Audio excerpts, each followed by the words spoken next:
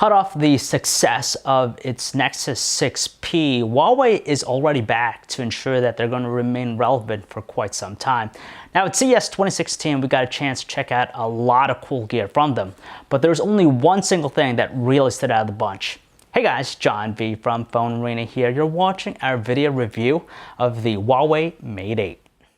We gotta say, it has a beautiful all-metal design. It's stunning, you have a solid construction, it's lightweight, super svelte for its size. You wouldn't think that it is a 6-inch smartphone.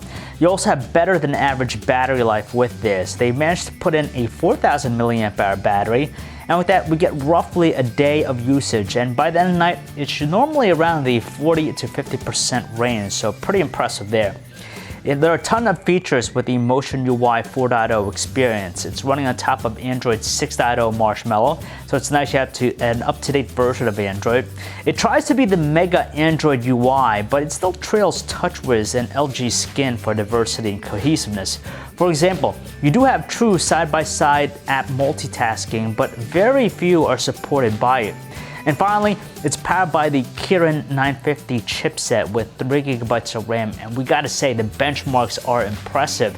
Not only that, but its real-world performance too is nice and snappy, pretty instant with its performance, and even handles most of today's 3D gaming titles.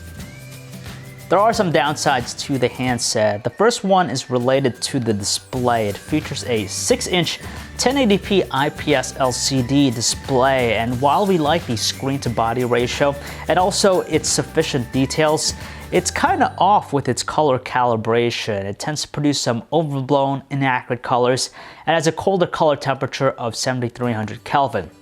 The internal speaker is weak as well, so voices sound rather subdued to it. And on top of that, when you're using it for phone calls, you tend to get robotic tones on the other end of the line. The earpiece though is pretty effective because it's loud and produces some clear voices. Now the camera in the back is a 16 megapixel sensor from camera. The specs on it are really nice, but the performance is rather underwhelming just because it tends to produce greenish hues with indoor snapshots, and details tend to be a lot softer tone. You'll get some decent looking sunny snapshots, but it's not really great for low light.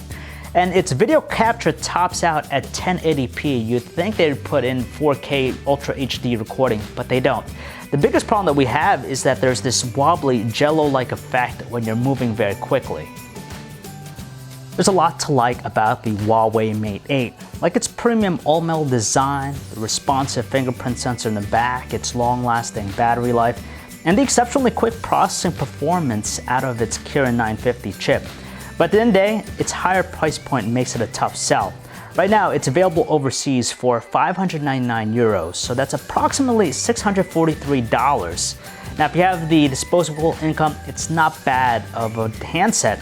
It's still worth importing if you want a phone that looks different from everything else sold here domestically, just because its premium all-metal design is something to lust over.